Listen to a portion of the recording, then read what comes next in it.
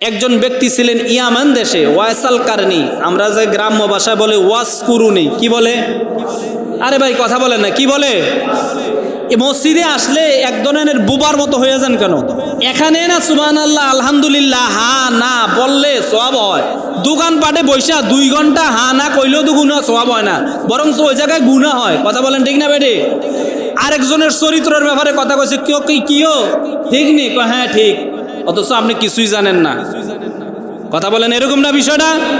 এক কাপ চা খাইতে খাইতে দুইজনে কথা উঠেছে, আপনি মাঝখান দিয়ে গেছেন, ও অমুকের ব্যাপারে যে কথাটা কইছিলাম ঠিক নেই, হ্যাঁ ঠিক, অথচ আপনি ওনার এই বিষয়ে জানেন না, অথচ আপনি ওনার মিথ্যা ব্যাপারে সাক্ষী দিয়ে দিয়েছেন, হ্যাঁ কইয়া গুনাহগার হইছেন। আর মসজিদে হ্যাঁ না সুবহানাল্লাহ আলহামদুলিল্লাহ আল্লাহু আকবার এগুলি বললে সওয়াব হবে না গুনাহ হবে? তা একবার বলেন সুবহানাল্লাহ আলহামদুলিল্লাহ আল্লাহু আকবার লা ইলাহা ইল্লাল্লাহ মুহাম্মাদুর রাসূলুল্লাহ সাল্লাল্লাহু আলাইহি। আমরা দোয়া করি এখন থেকে আরো যতক্ষণ ওয়াজ চলবো ততক্ষণ যেন আল্লাহর বান্দারা জবান দিয়া হা না সুবহানাল্লাহ আলহামদুলিল্লাহ বেশি করে বলে না আমিন। যদি বলে আল্লাহ যেন তাদের কণ্ঠনালী থেকে পেটের আভ্যন্তরীণ যত রোগ আছে আল্লাহ যেন সুস্থ করে দেয়, বলে না আমিন। আর যারা বলে না তার এখন না বলাই ভালো।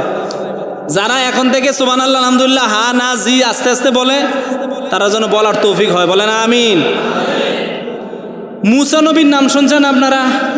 ওই ওয়াইসাল কারনির ঘটনা বলি, ওয়াজ করুনি। ওয়াইসাল কারনি আল্লাহ নবীর যুগের সমসাময়িক মানুষ। আল্লাহ নবী সাল্লাল্লাহু আলাইহি সাল্লাম যেই জমানায় আসছেন এই জমানার মানুষ ছিলেন, ইয়ামেনে বসবাস করতেন।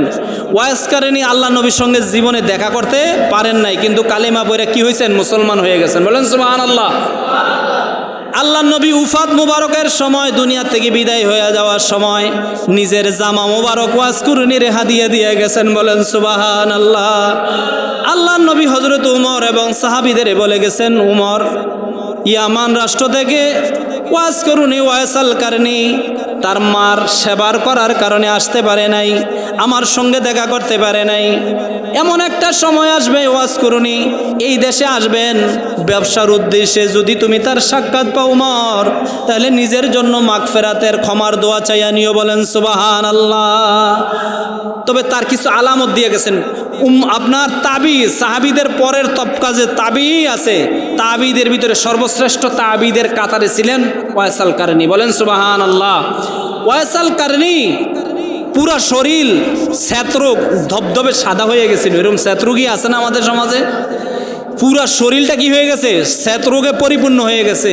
মুস্তাজাবুদ দাওয়াত, যারা দোয়া করে দোয়া করার সাথে সাথে দোয়া কবুল হয়ে যায় তাদের বলে মুস্তাজাবুদ দাওয়াত।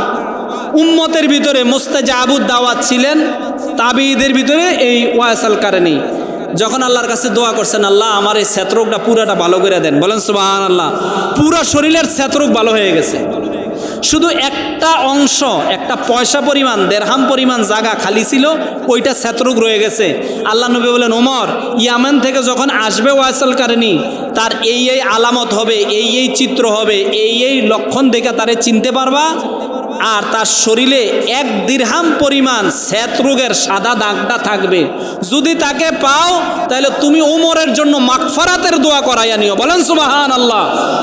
অথচ উমর রাদিয়াল্লাহু তাআলা খুলাফায়ে আরবা জান্নাতের উম্মতের ভিতরে আশারায়ে মুবাশশারা যারা দুনিয়ায় থাকতে জান্নাতের সার্টিফিকেট পাইছেন, উমর রাদিয়াল্লাহু তাদের মাঝে একজন না? আরে কথা বলেন, তার মধ্যে একজন না? অথচ নবী বলেন যদি ওয়াইসাল কারনিরে পাও তাহলে তোমার জন্য মাগফিরাতের দোয়া করাইও, বলেন সুবহানাল্লাহ। তো ওয়াইসাল কারনি নবীর যুগ পাইয়াও নবীর কাছে আসতে পারে নাই, কি কারণে? ইয়ামানে তার বুড়া মা, বৃদ্ধা মা ঘরে ছিল, অন্ধ মা ঘরে ছিল, যেই মার সেবা করার জন্য ওয়াইসাল কারনি ছাড়া আর কেউই, কথা বলেন, আর কেউই ছিল না। এই বুড়া মারে, বৃদ্ধা মারে, অন্ধ মারে ঘরে রাইখা নবীর সাক্ষাতে আসে নাই, অথচ নবী ওহির মাধ্যমে তার ব্যাপারে জানছেন, তার ব্যাপারে হাদিয়া দিয়ে গেছেন, তার ব্যাপারে সাহাবায়ে কেরামকে ওসিয়ত করে গেছেন, বলেন সুবহানাল্লাহ।